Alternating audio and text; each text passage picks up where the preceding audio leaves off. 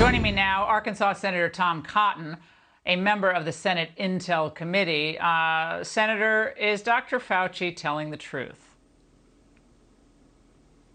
No, Laura, he's not. The testimony today was deliberately evasive. I think Tony Fauci is playing word games with the American people. It's a matter of public record that the NIH funded organization that then sent hundreds of thousands of dollars from American taxpayers to the Wuhan Institute of Virology. And the research that they conducted would be described, I think, by most reasonable scientists as gain-of-function research, which is what it sounds like, manipulating viruses or other organisms to change their makeup to make them, say, more transmissible or more lethal. And Laura, isn't it an amazing coincidence that this once-in-a-century pandemic originated in a major metropolitan area like Wuhan, just a few hundred yards away from those laboratories, in the whole big country of China, a country the size of the United States? It didn't come from some rural village up in the mountains near bat caves, but it came from a city larger than New York City, which just happened to have these laboratories that Tony Fauci's agency was indirectly funding. Yeah, that Eco Health Alliance was the group, Senator. And here's what science journalist Nicholas Wade wrote about Fauci and others' involvement in funneling that money to Wuhan. For the first 3 years of the grant, there was a moratorium on funding of gain-of-function research.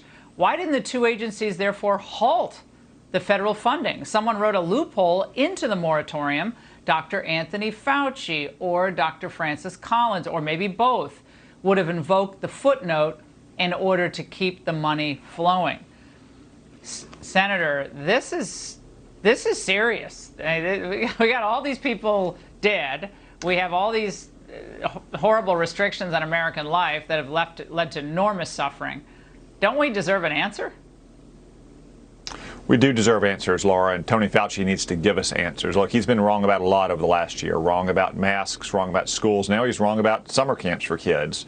But he's also wrong today to say that the NIH has never directly or even indirectly funded this kind of research. That report you mentioned by Nicholas Wade is a blockbuster. I'd recommend to all of your audience to read it.